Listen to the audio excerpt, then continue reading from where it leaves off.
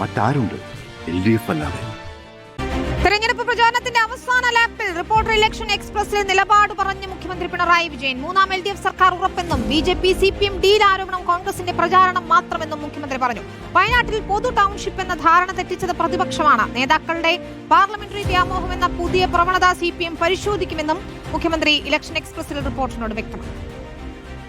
മൂന്നാം തുടർഭരണം ഉറപ്പെന്ന ആത്മവിശ്വാസം പങ്കുവച്ചാണ് മുഖ്യമന്ത്രി രാഷ്ട്രീയ വിഷയങ്ങളിലേക്ക് കടന്നത്.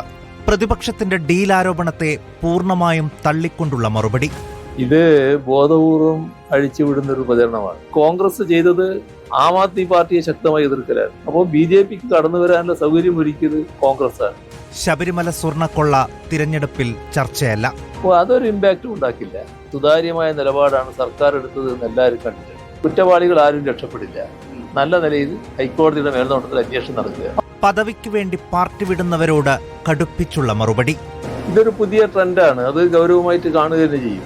ഈ തെരഞ്ഞെടുപ്പിന് ശേഷം അതുമായി ബന്ധപ്പെട്ട കാര്യങ്ങൾ ഞങ്ങൾ സ്വാഭാവികമായും പരിശോധിക്കും. സംവാദത്തിന് തയ്യാറുണ്ടോ എന്ന പ്രതിപക്ഷ നേതാവിന്റെ വെല്ലുവിളിയെക്കുറിച്ച്. ഈ തെരഞ്ഞെടുപ്പിന്റെ ഇടയ്ക്ക് അതൊക്കെ പ്രായോഗികമായിട്ടുള്ള കാര്യമാണ്. അതൊക്കെ പ്രായോഗികമല്ലല്ലോ. അതുകൊണ്ടാണല്ലോ അത് ഇത്തരം കുറിപ്പുകളായിട്ട് നടത്താന്ന് പറഞ്ഞത്. അതിനങ്ങ് ഇപ്പോഴും ബില്ലിംഗ് ആണ്. അതെ അതെ അതെ. അങ്ങ് ഫേസ്ബുക്ക് കുറിപ്പ് ഇടുന്നുണ്ട്. അതെ മറുപടി പ്രതീക്ഷിച്ചിരിക്കുകയാണ്. അതെ അതെ. ജമാഅത്തെ ഇസ്ലാമിയുമായി ബന്ധപ്പെട്ട വിവാദത്തിലും പിണറായി നിലപാട് പറഞ്ഞു.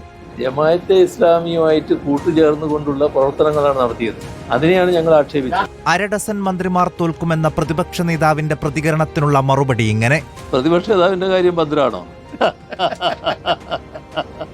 തന്റെ കൈകൾ എക്കാലവും ശുദ്ധമാണെന്ന മറുപടിയാണ് രാഹുൽ ഗാന്ധിയുടെ വിമർശനങ്ങൾക്ക് മുഖ്യമന്ത്രി നൽകിയത്. News desk reporter.